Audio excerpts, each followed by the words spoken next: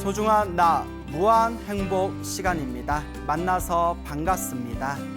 오늘도 여러분들께 재미난 기도가피 이야기 들려드릴까 합니다. 여러분, 우리가 살아가면서 우리 앞에 펼쳐진 행복과 불행은 모두 다 자신이 지은 업이다라는 말씀 자주자주 드렸습니다. 행복도 불행도 나의 업이고 내 앞에 펼쳐진 좋은 일도 나쁜 일도 나의 업입니다. 내 앞에 펼쳐진 좋은 인연도 나쁜 인연도 모두 다 내가 지은 인연법입니다. 결국 내가 지금 이 순간 어떤 업을 짓냐에 따라서 내 미래의 운명이, 내 미래의 삶의 모습이 점점 바뀌어 나가게 될 것입니다. 여러분들은 지금 이 순간 선업을 더 많이 짓고 계십니까? 악업을 더 많이 짓고 계십니까? 우리 불자 여러분들은 항상 부처님의 말씀을 가까이 하고 부처님의 가르침을 의지하면서 복과 선업과 공덕을 쌓도록 끊임없이 노력해야 됩니다. 늘 마음으로 이 부처님의 가르침을 닦아나가고 늘 이 마음을 깨치도록 노력해야 됩니다. 결국 내 앞에 펼쳐진 모든 행복과 불행이라는 것은 지금 이 순간 나의 선택에 의해서 달라지게 될 것입니다. 그래서 저한테 스님, 어떻게 해야 마음이 좀 편안해질까요? 어떻게 해야 조금 더 행복하게 살 수 있을까요? 어떻게 해야 지금 이 어려움을 좀 극복할 수 있을까요? 제가 항상 드릴 수 있는 이야기는 딱 3가지밖에 없습니다. 수많은 사람들이 저를 찾아온다 하더라도 제가 드릴 수 있는 얘기는 딱 3가지밖에 없고, 아무리 사람들이 특별한 비법을 가르쳐 주세요, 특별한 비결을 가르쳐 주세요 말씀하셔도 제가 드릴 수 있는 이야기는 딱 3가지밖에 없습니다. 하도 이 3가지를 자주자주 말씀드렸기 때문에 아마 우리 소나무 애청자분들께서는 모두 다 귀가 따갑도록 듣고 모두 다 마음속에 외워두셨을 거라 생각이 됩니다. 그 3가지가 뭐죠? 첫째는 업장소멸, 업장참회, 기도를 많이 해라. 기도를 간절하게 정성스럽게 기도를 하면서 내 업장, 그리고 내가 지었던 악업들을 조금이라도 더 소멸할 수 있도록 그렇게 간절하고 정성스럽게 염불하고 기도해라 라는 말씀 드렸습니다. 그리고 2번째는 항상 복을 지어야 된다. 복을 짓는다고 해서 거창하게 생각하실 필요 없습니다. 그러니까 내 형편 닿는 선에서 항상 부처님께 공양을 올린다거나 내 주변의 불우한 이웃들에게 조금이라도 무언가를 베푼다거나 혹은 몸으로 봉사활동을 한다거나 혹은 조금이라도 다른 사람을 위해서 내가 양보한다거나 이와 같은 것들이 다 복을 짓는 하나의 방법들입니다. 그래서 내 형편에 닿는 선에서 꾸준히 복을 지어라. 그리고 3번째가 가장 중요하다고 말씀드렸죠. 3번째가 마음을 잘 닦아야 된다. 이 마음을 잘 써야 된다라는 말씀 늘 드렸습니다. 부처님의 팔만대장경을 한 글자로 만들면 뭐가 된다고 했습니까? 마음심자가 된다고 했습니다. 이 마음심자가 팔만대장경, 모든 부처님 말씀의 핵심입니다.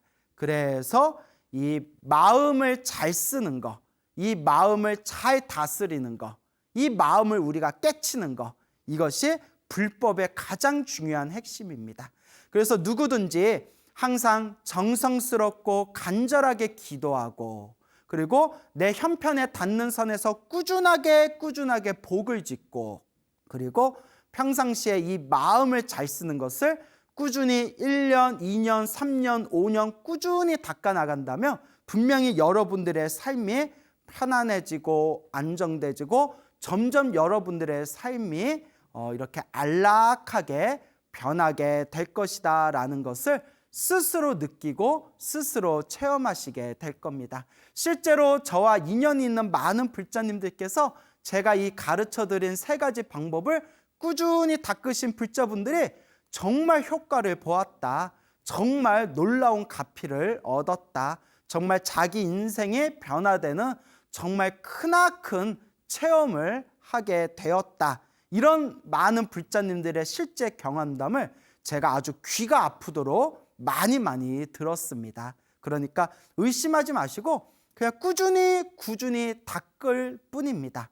어떤 분들은 이런 말씀을 합니다. 스님, 소나무 방송을 보거나 다른 불자분들 이야기를 들어보면 다들 기도를 하면서 그렇게 좋은 가피도 얻고 좋은 일도 생기고 눈에 보이는 확연한 효과가 있는데 왜 저는 이렇게 오래 기도해도 왜 이렇게 제가 이렇게 마음으로 와닿는 가피라든가 체험이 없을까요?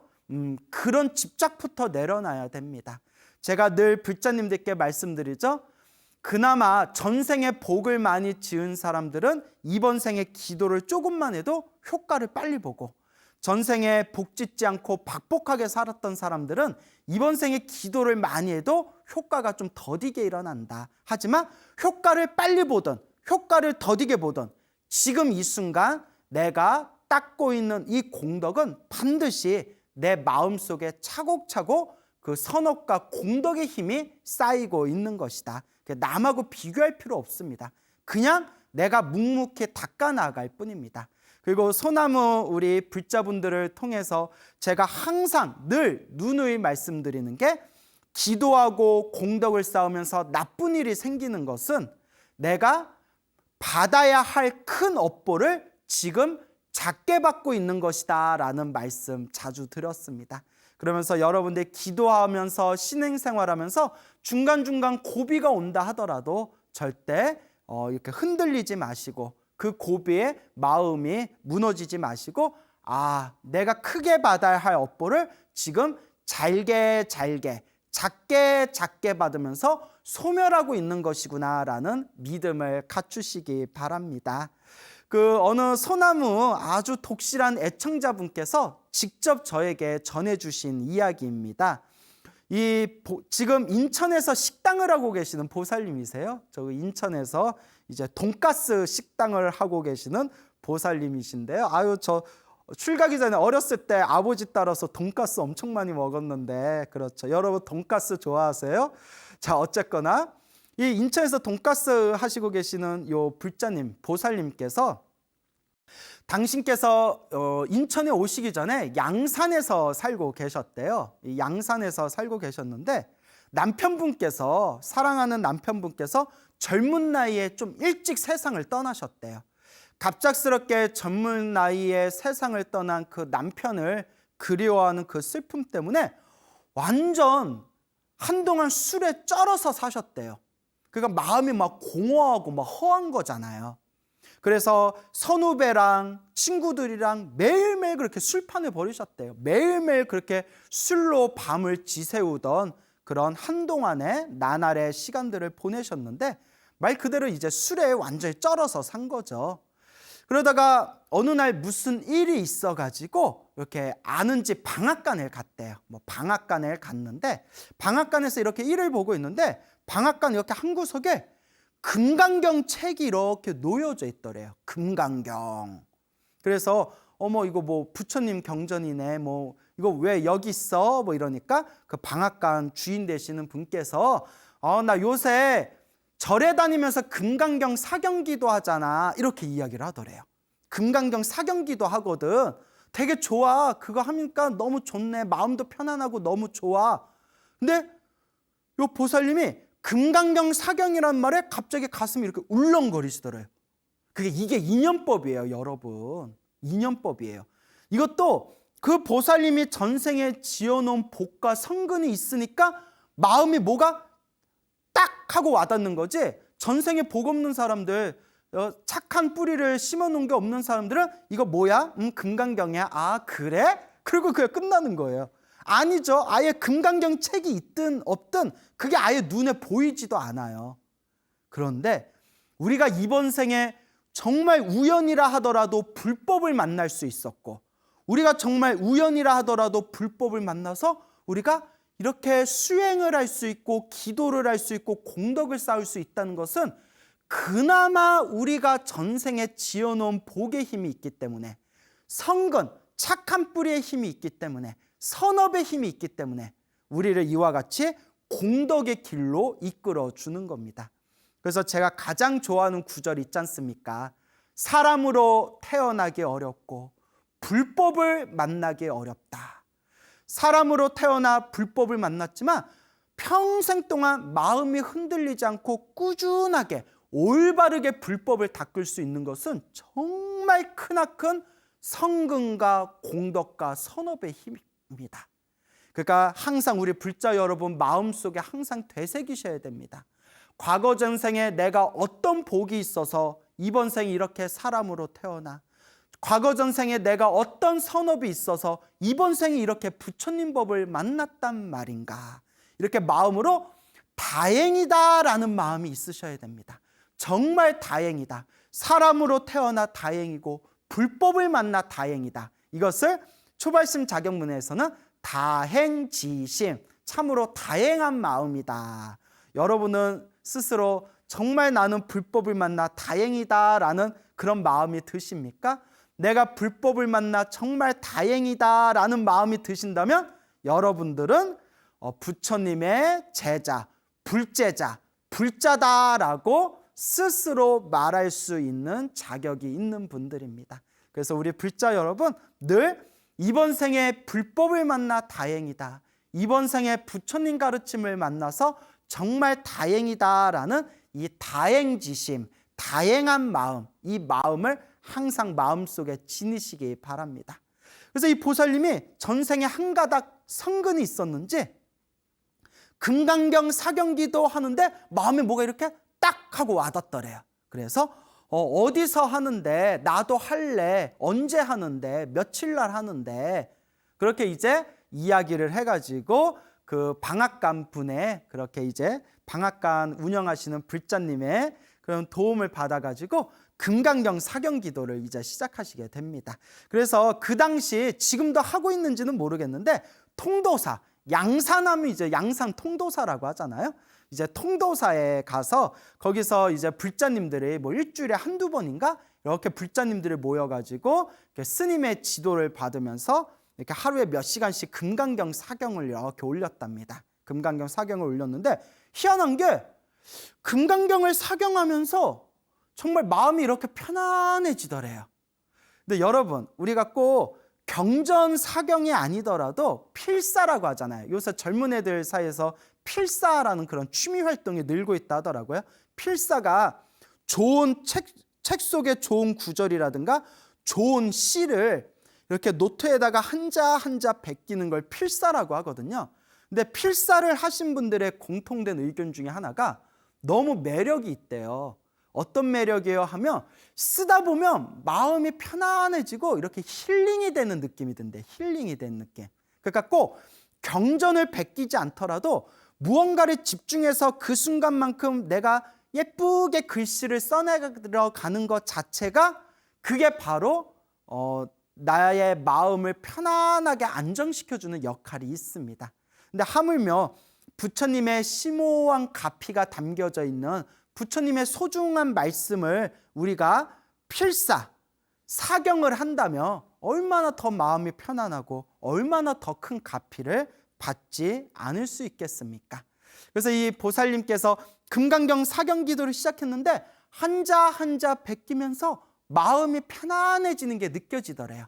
마음이 편안해지고 그래서 그 맛에 꾸준하게 계속 기도를 하셨대요. 금강경 사경기도를 계속 하셨는데, 근데 보살님이 그런 와중에서도 술은 쉽게 못 끊었나 봐요. 술은. 근데 여러분, 뭐든지 습관이 중요해요.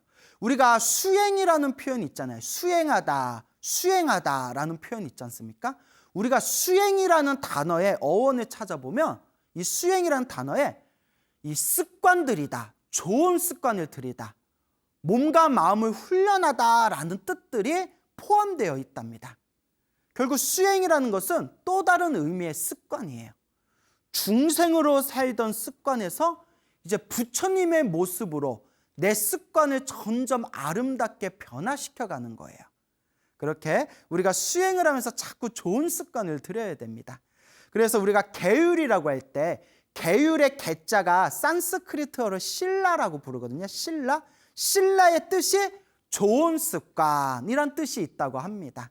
그래서 살생하지 않는 좋은 습관, 그리고 또 거짓말하지 않는 좋은 습관, 도둑질하지 않는 좋은 습관, 그리고 음란한 짓을 하지 않는 좋은 습관, 그리고 술을 가까이 하지 않는 좋은 습관, 이게 바로 5개지 않습니까? 살생하지 말라, 도둑질하지 말라, 음란한 짓을 하지 말라, 거짓말하지 말라, 술을 포함해서 정신을 흐리게 하는 것들을 가까이 하지 말아라. 이게 계율을 통해서 좋은 습관이 내 몸과 마음의 완성이 되어가는 겁니다. 그래서 항상 우리가 수행하는 불제자분들은 이 습관이 참 중요한 거죠. 자, 그래서 이 불자님께서 금강경 사경기도를 하면서 마음에 편안해지는 걸 느끼고 꾸준하게 금강경 사경기도를 절에서도 하고 집에서도 하고 심심할 때마다 하셨는데, 근데 이렇게 술 마시는 습관은 아직 고쳐지지가 않았대요. 그러다가 어느 날 이제 전날 밤에 이제 친구들하고 그냥 거나하게 이제 술판을 한번 벌였나 봐요. 아주 그냥 흠뻑 술을 마시고 나서 그 다음 날 절에 가서 기도해야 되는 그날 아침에 숙취로 완전히 뻗어버린 거예요. 숙취로. 물론 저는 이제 뭐 곡차를 많이 마셔본 기억이 없기 때문에 저는 필름이 끊길 정도로 술을 마셔보거나 이런 게 출가 전에도 없었거든요. 그렇겠죠. 출가 전에는 고등학생이었으니까 당연히 없었겠네요. 말하다 보니까 이상하네. 그런데 이렇게 술 좋아하시는 분들 얘기 들어보면 이렇게 젊을 땐 모르겠는데 나이 들어서 술을 많이 마시고 필름이 끊겨서 그 다음날 집에서 일어나면 머리가 깨지듯이 아프고 배가 엄청 아프고 그런다면서요. 네, 저는 그런 경험은 없습니다만은 어쨌거나 그런 숙취 때문에 완전히 자리에 뻗어버렸대요. 그래서 도저히 오늘은 오늘은 절에 갈 수가 없겠다라는 생각이 들더래요. 도저히 오늘은 절에 갈 수가 없겠다. 그래서 도반들한테 전화를 했대요. 도반들한테 전화를 해서 나 오늘 너무 몸이 힘들어가지고 오늘은 절에 못 갈 것 같아. 그러니까 나 오늘 절에 못 가요. 그렇게 알고 계세요. 대신 집에서 기도하고 있을게요 하고 이제 도반들한테는 절에 못 간다고 연락을 하고 그냥 이렇게 뻗었는데 살짝 잠이 들었을 때 꿈을 꿨대요. 꿈속에 너무나 생생하게 눈앞에서 환한 연꽃들이 펼쳐지면서 환한 연꽃들이 보이면서 수많은 스님들이 이렇게 앉아있는 게 보이더래요. 환한 연꽃에 수많은 스님들이 이렇게 앉아있는 모습을 딱 본 거예요. 숙취에 취해가지고 뻗었는데 꿈은 겁나 좋은 꿈을 꿨어. 하여튼 그러면서 그 꿈을 딱 꾸고 딱 깬 순간 마음속에서 내가 이러면 안 되지 하고 몸을 일으켜서 막 이렇게 급하게 샤워를 깨끗하고 양치질 한 뒤에 후다닥 옷을 입고 절로 갔대요. 그러니까 나 오늘 절에 못 가 해놓고 잠깐 잠에 들었는데 환한 연꽃과 스님들의 모습을 보면서 꿈에서 딱 낀 뒤에 내가 이러면 안 되지 하고 뭔가 마음이 움직인 거예요. 이게 성근이에요. 이게 착한 뿌리. 안 되지. 내가 늦어서라도 빨리 절에 가야겠다. 깨끗하게 이제 숨 쉴 때마다 술 냄새 팍팍 풍기면 안 되잖아요. 절에서. 가끔 그 술 좋아하시는 분들 보면 젊은 사람은 좀 괜찮은데 연세 드신 분들일수록 옆에서 이렇게 이야기할 때마다 숨 쉴 때마다 술 냄새가 막 느껴질 때가 있거든요. 예, 그게 아마 이제 세포가 점점 약해져서 그런가 봐요. 알코올을 충분히 해독을 못해서. 그래서 이제 깨끗하게 이제 샤워를 하고 양치를 한 뒤에 옷을 갖춰 입어가지고 통도사 앞에서 이제 통도사에 가서 그 기도하는 법당까지 일주문을 지나서 그 사경기도하는 법당으로 이렇게 걸어가는데 갑자기 마음이 울컥하면서 이유도 없이 자기도 모르게 눈물이 계속 쏟아지더래요. 눈물이 계속 쏟아지더래요. 눈물이 하염없이 몇 날 며칠 동안 반복해서 걸었던 일주문과 금강경 사경기도하는 그 법당인데 그날 따라서 눈물이 계속 쏟아지면서 가슴이 울컥울컥거리더래요. 그래서 여러분 가끔 불자 여러분들이 이런 질문을 하세요. 스님 기도하다가 저도 모르게 막 눈물 날 때가 있어요. 그 왜 그런 거예요, 스님? 옆에 사람들 보기 창피한데 기도하다 갑자기 막 눈물이 날 때가 있어요. 그게 옛날 어른 스님들 하신 말씀이 내 가슴에 한이 많거나 내 가슴에 쌓여있는 업장들이 그게 정화되는 과정이래요. 내 가슴에 알게 모르게 뭉쳐있던 것들이 기도의 힘에 의해서 정화되면서 그게 눈물로 그 그 독소들이 막 뿜어져 나오는 거래요. 그러니까 눈물이 날 때는 그냥 우셔도 된대요. 그렇다고 남들 옆에서 기도하는데 대성통곡하면 돼요, 안 돼요? 그러면 안 돼요. 그 남들 옆에서 기도하는데 옆에서 막 으아 하고 막 대성통곡하면 그걸 이제 진상이라고 부르죠. 진상. 울 때는 나가서 우세요. 알겠죠? 나가서 우세요. 자, 어쨌거나 기도하다가 이제 눈물이 나는 것은 그렇게 좋은 현상입니다. 그렇다고 주구장창 울기만 해서는 안 되겠죠. 근데 기도하다가 그렇게 눈물이 이제 쏟아질 때가 있어요.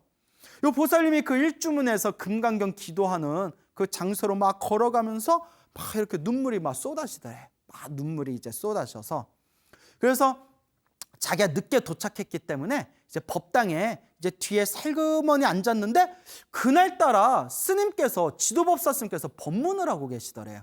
원래 평상시에는 그 법문은 거의 안 하시고 보통 사경기도 위주로 이렇게 시간이 진행이 되는데 그날따라 스님께서 이렇게 짧은 법문을 하고 계셨대요.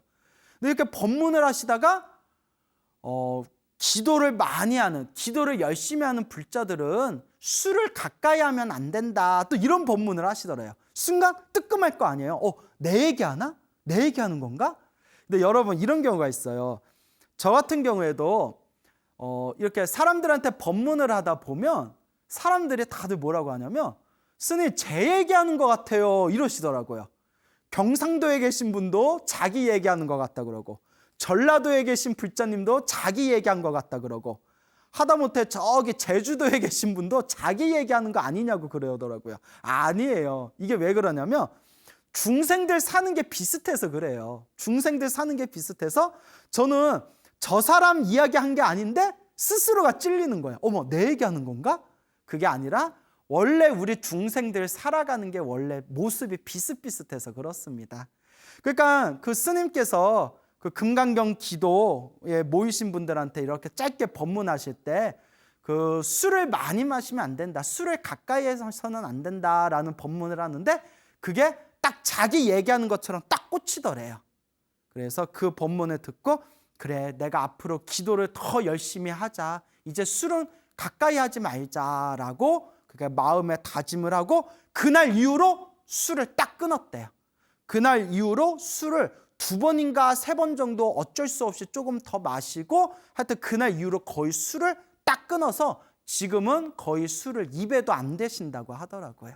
그와 같이 아마 이제 마음에 그 눈물을 흘리면서 마음에 잠겨 있었던 어떤 공허한 느낌, 서러움 혹은 마음속에 있었던 어떤 한 같은 게 눈물로 쏟아지면서 그 허한 마음을 채우기 위해서 마시던 그 술을 자연스럽게 빨리 끊을 수 있게 된 게 아닌가 생각이 듭니다.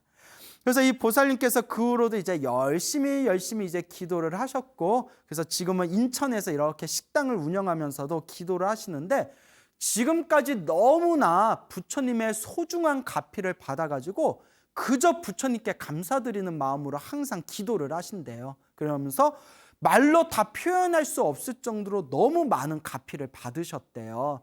그래서 제가 딱 생각나는 거 하나만 얘기해 주세요 했더니 가장 기억에 남는 것 중에 하나인데 그분께서 이제 식당을 운영하다 보니까 이제 자꾸 허리가 아파오더래요. 허리가 너무 아파서 막 디스크처럼 너무나 이제 허리가 아파오는데 이렇게 약을 먹고 치료를 받아도 쉽게 낫지가 않더래요.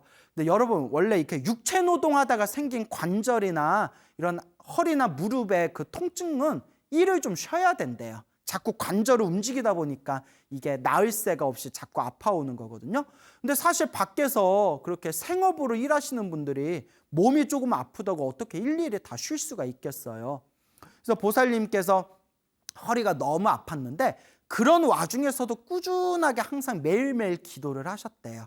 근데 어느 날 이제 꿈을 꿨는데 꿈에 눈앞에 이렇게 화장실에 이렇게 오른쪽 왼쪽에 화장실이 이렇게 있더래요. 화장실.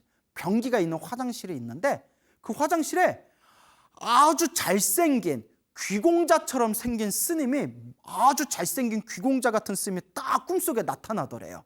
아마 저를 닮았나 봐요. 예, 죄송합니다. 그 귀공자같이 잘생긴 스님이 싹 나타나더니 자기 등을 토닥토닥 이렇게 두들겨 주더래요. 보살님 등을 토닥토닥 두들겨 주면서 어서 들어가라고 하더래요. 그래서 스님이 이제 어서 들어가 해서 그러니까 토닥토닥 이렇게 스님이 해주더래요. 그래서 이제 변기에 이제 앉아가지고 화장실에 들어서 변기에 앉아서 변기에서 시원하게 용변을 봤대요.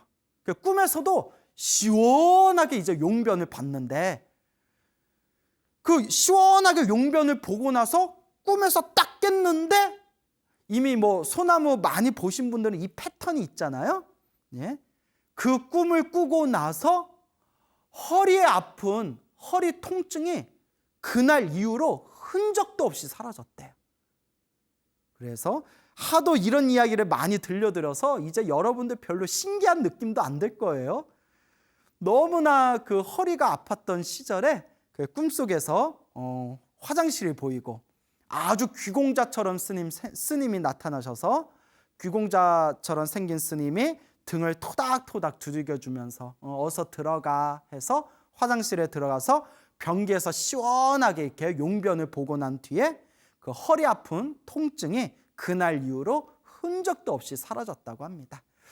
그러니까 이와 같은 체험을 하면, 이와 같은 자신의 가피의 맛을 보게 되면 더 이상 불보살님의 어떤 위신력에 대해서, 부처님의 가르침에 대해서 더 이상 의심이 되지 않습니다.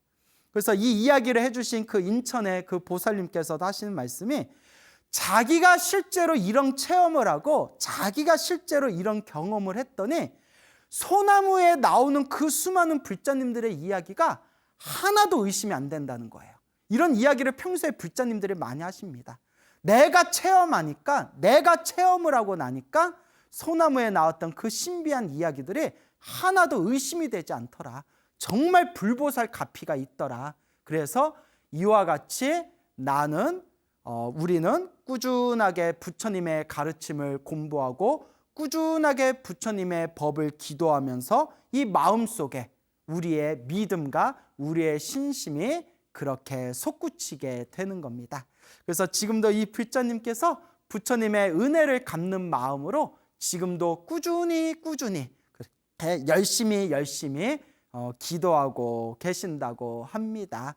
자, 그래서 우리가 이와 같은 이야기를 들으면 나는 언제 그런 거 체험해보나, 이런 또 집착에 빠져있는 불자님들도 계실 수 있어요. 여러분 항상 말씀드리지만 부처님의 가피는 눈에 번쩍 보이는 가피도 있지만 눈에 보이지 않고 은은하게 나를 그림자와 같이 따라다니면서 나를 보호해주는 가피도 있습니다. 그러니까 꼭 눈앞에 번쩍 보이는 가피에만 집착하실 필요가 없습니다.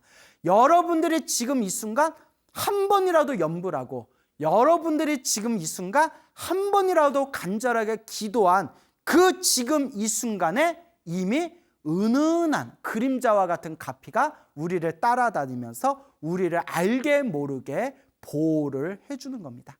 그저 묵묵하게 기도하며 불보살님의 가피는 저절로 펼쳐지는 법입니다. 오히려 내가 빨리 얻어야지, 내가 빨리 가피를 받아야지, 빨리라는 그 집착이 오히려 진정한 불보살님의 가피를 장애하는 마장이 될 수가 있습니다. 그저 묵묵하게, 그냥 꾸준하게 닦아나가는 것, 그 속에 진정한 부처님의 가피가 저절로 펼쳐지고 저절로 꽃 피워지는 묘한 도리가 있다는 것을 불자 여러분들께서는 명심하시고 마음속에 집착 없이 묵묵하게 닦아 나아가시길 바랍니다.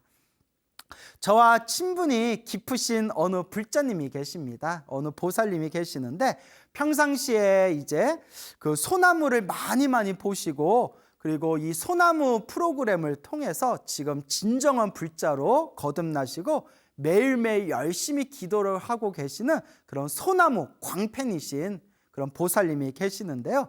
이 보살님께서는 이제 평상시에 법화경 사경을 많이 하셨고, 또 법화경 사경을 너무 몇 시간 동안 매일매일 무리하시다 보니까 어깨가 좀 아프셔가지고 그래서 그 뒤로 또 신묘장구 대다라니 기도를 또 많이 하셨다고 해요. 그래서 평상시에 법화경 기도와 신묘장구 다라니 기도를 많이 하신 그런 이제 보살님이 계시는데요. 이 보살님께서도 기도를 하면서 말로 다 표현할 수 없을 만큼 그런 은은한 그런 놀라운 가피를 굉장히 많이 받으셨습니다. 그래서 이 부처님의 가피에 항상 감사하는 마음으로 지금도 매일매일 열심히 기도를 하고 계시는 분인데요. 그 어느 날 꿈을 꾸셨대요. 어느 날 꿈을 꾸셨는데 아버지가 꿈속에서 이렇게 나타나셨대요. 아버지가 꿈속에서 이렇게 딱 나타나시더니 아버지께서 이렇게 도끼를 들고 그 쇳덩어리 도끼, 날카로운 도끼를 들고 그 돌아가신 아버지께서 꿈에 도끼를 들고 나타나셔서 야, 네가 살아생전에 나를 얼마나 속을 썩혔냐. 야, 나 받아라 하면서 도끼로 우리 보살님, 그러니까 따님이죠. 보살님 이마를 도끼로 딱 찍어버렸대요. 땡 하고 찍어버렸대요. 네가 살아생전에 내 속을 얼마나 썩혔냐. 아니 우리 보살님이 도대체 아버지 속을 얼마나 썩혔길래 꿈속에서 아버지가 도끼를 들고 나타나요? 네가 살아생전에 내 속을 얼마나 썩혔냐. 야 받아라 하면서 도끼로 보살님 머리를 딱 찍었대요. 꿈에서도 얼마나 아프던지 꿈에서도 아야! 그러면서 그 도끼를 든 아버지께서 너 지금 어깨가 많이 아프지? 야따 받아라 하면서 도끼로 보살님 어깨를 또 한 번 찍어줬대요. 그러니까 이마를 한 번 찍고 나서 너 지금 어깨가 많이 아프지? 하면서 어깨를 또 두 번째로 딱 찍어준 거예요. 아까 말씀드렸지만 보살님이 평상시에 그 법화경 사경을 너무너무 많이 하셔가지고 어깨에 통증이 좀 오셨거든요. 어깨 많이 아프지? 야 받아라 하고 어깨를 이제 도끼로 꽉 찢는 순간 잠에서 딱 깨셨대요. 잠에서 딱 깼는데 꿈에서 도끼를 맞았는데 머리가 어찌나 얼얼한지 실제로 어디에 몽둥이에 얻어맞은 것처럼 얼얼한 통증이 3일 동안 지속이 됐대요. 꿈에서 도끼 맞은 그 자리가 얼얼한 게 3일 동안 머리가 아팠다고. 그런데 놀라운 게 꿈에서 아버지가 도끼로 이마를 찍은 뒤에 너 어깨 아프지? 야따 어깨도 받아라 하고 어깨를 또 도끼로 찍어줬잖아요. 어깨로 도끼를 찍어준 그 날 이후로 그 은은하게 아파오던 그 어깨 통증이 흔적도 없이 싹 사라졌대요. 이마를 때린 데는 3일 동안 얼얼하게 아프고 어깨를 때린 데는 평상시에 아팠던 어깨 통증이 싹 사라진 거예요. 이걸 전문 용어로 병 주고 약 주고라고 표현하나요? 그래서 보살님께서 기도를 하다가 문득 이런 생각이 드시더래요. 왜 아버지가 도끼를 들고 나타나셔서 내 이마를 때리셨을까?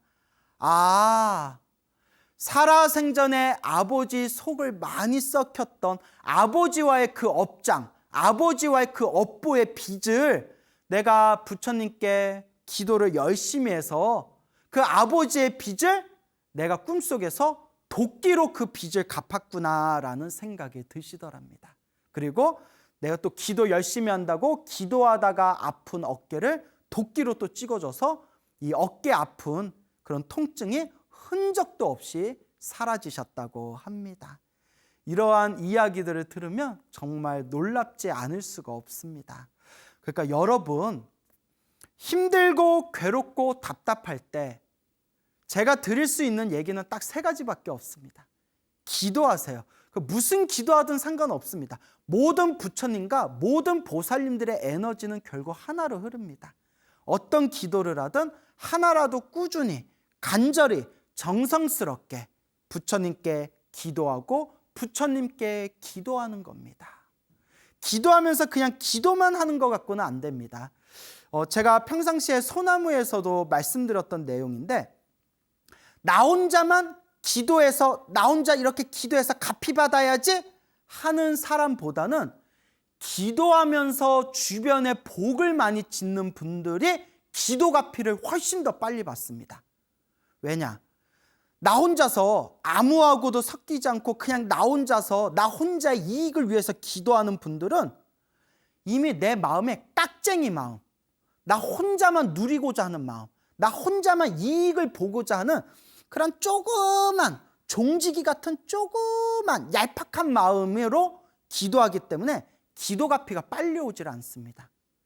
근데 기도를 하면서 그냥 내 형편에 닿는 대로 조금씩이라도 봉사활동을 하고 혹은 주변에 조금이라도 베풀고 조금이라도 부처님께 공양 올리면서 기도하는 분들은 오히려 그 자그만 나만 누리겠다는 그 개인적이고 이기적인 내 마음의 그릇이 점점 넓어지고 넓어지면서 기도할 때 부처님 가피를 빨리 받게 됩니다.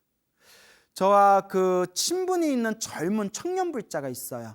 거사가 있는데 젊은 청년 거사가 있는데 그 20대부터 기도를 열심히 했어요. 20대부터. 그 20대의 기도를 열심히 할 정도면 참 대단한 청년이에요, 여러분. 요새 젊은 애들은 기도 같은 거 잘 안 하는 편이지 않습니까? 근데 내가 전생의 업장이 참 두껍다. 내가 부처님의 법을 만났으니 이번 생에 업장 소멸 잘하고 내가 내 선업과 공덕을 잘 지어야 되겠다라는 마음으로 20대부터 열심히 이제 기도를 했던 이 젊은 청년 불자가 있었는데 지금 이제 30이 넘어갔죠. 세월이 정말 유수와 같이 빨리 흐르네요.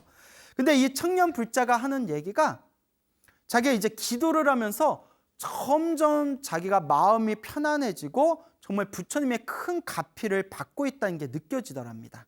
그러면서 이 청년 불자가 하는 얘기가 스님, 제가 기도를 하면서 정말 내 업장이 두껍구나라는 걸 확연하게 느꼈습니다. 기도를 하면 할수록 정말 부처님 가피가 있구나라는 것도 느꼈지만 부처님께 기도하면 기도할수록 내가 정말 전생의 업이 두껍구나. 내가 정말 전생의 업이 두꺼워서 내가 이번 생에 이렇게 괴로움이 많았던 거였구나라는 것을 확연하게 느끼게 되었다고 합니다. 불자 여러분, 이런 마음이 중요해요. 부처님한테 기도해서 뭐 좀 주세요, 뭐 좀 채워주세요, 뭐 좀 나에게 주세요라는 그런 마음보다, 그런 얄팍한 거지근성 같은 주세요 주세요 구걸하는 거지근성 같은 마음보다 부처님의 가르침을 통해서 내 마음을 닦고 부처님의 가르침을 통해서 내 업장을 소멸하고 부처님의 가르침을 통해서 내 복과 선업과 공덕을 쌓는다.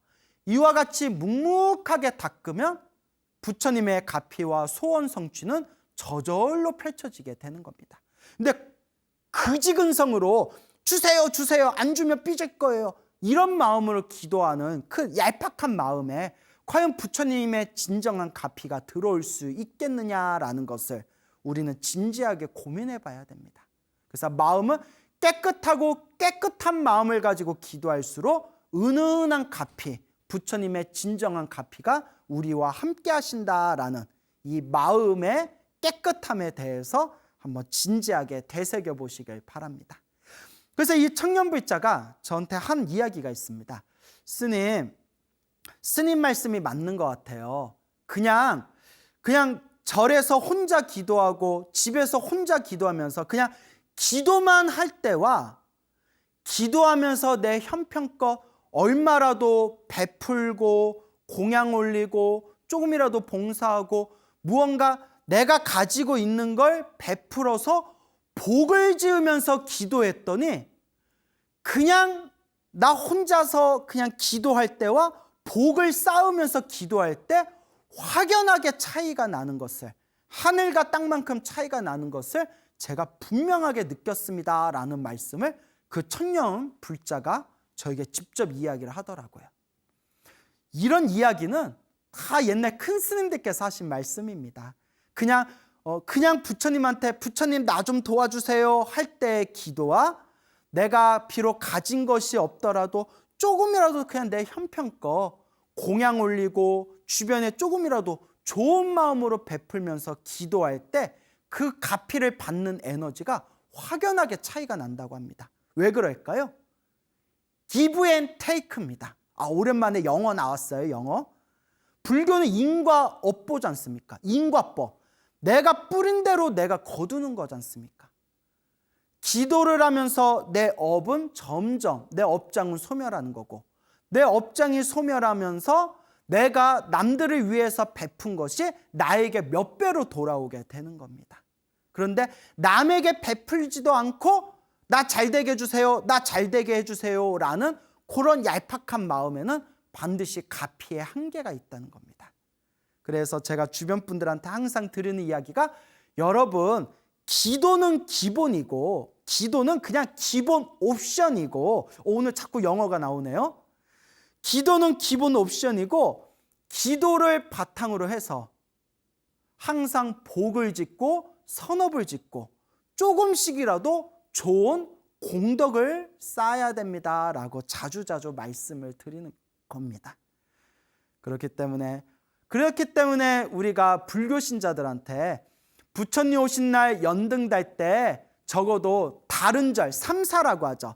다른 절 세 군데에다가 연등, 절 세 군데에다가 연등을 달면 좋습니다 라고 하는 게, 그렇게 절 하나에다라도, 사찰 하나에라도 내가 복을 하나 더 짓겠다라는 그런 마음이 담겨져 있기 때문입니다. 물론 형편이 어려우면 그냥 내가 다니는 절 한 군데에다만 등을 다셔도 됩니다. 근데 제 말은 복은 많이 지을수록 좋다는 거죠. 인과법을 믿는 불자들은 분명히 아실 겁니다. 내가 이렇게 짓는 복은 결국 누구에게 돌아온다? 나에게 돌아온다 라는 것을 불자 여러분들은 아실 겁니다. 자, 그래서 우리 불자 여러분들, 항상 제가 늘 드리는 이야기가 있지 않습니까? 항상 기도하세요. 늘 염불하고 기도하세요. 내가 과거 전생에서부터 알고 지었건 모르고 지었건 내가 지었던 내 업장을 지금 이 순간에 조금이라도 소멸해야 됩니다. 그리고 항상 꾸준하게 복을 지으세요. 그리고 가장 중요한 거, 마음을 잘 쓰고 마음을 잘 닦아야 됩니다. 이 세 가지를 늘 명심하시길 바랍니다. 너무나 힘들고 괴로워서 기도조차도 잘 안 된다고 하는 불자님에게 제가 이런 말씀을 드린 적이 있습니다. 불자님이 지금 이 순간 이렇게 힘들고 괴로운 게 다 불자님이 지었던 업보입니다. 그리고 이번 생에 기도해야 된다는 걸 알면서도 기도조차 안 되는 것도 불자님이 과거 전생에 지었던 아주 나쁜 업의 습관입니다. 그런데 불자님, 지금 안 닦아 놓으면, 지금 힘들다고 지금 안 닦으면 다음 생, 다다음 생 이 빚을 계속 내가 짊어지고 살아야 됩니다. 불자님, 이번 생 지긋지긋하게 힘들고 괴롭게 살았는데 다음 생에도 또 이렇게 살고 싶습니까? 당연히 아니라고 하겠죠. 그런 분들에게 이렇게 말씀드립니다. 다음 생을 위해서라도 이 지긋지긋한 이번 생의 괴로움과 고통을 더 이상 당하지 않기 위해서라도 지금 이 순간 조금이라도 우리가 더 닦고 닦고 닦아가야 됩니다 라고 말씀을 드립니다. 여러분, 우리 앞에 펼쳐진 행복과 불행도, 우리 앞에 펼쳐진 좋은 일도 나쁜 일도, 우리 앞에 펼쳐진 좋은 인연도 나쁜 인연도 다 내가 지은 업의 인연법이라는 것을 꼭 명심하시길 바랍니다.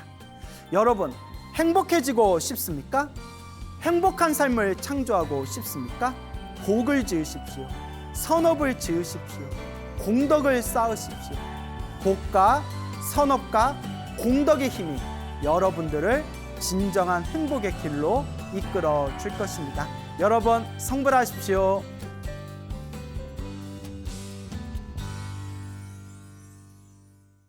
ARS에 동참하신 분들 중 추첨을 통해 황제바이오에서 황제 동충하초 엑기스, 황제 버섯 감로스를 드립니다.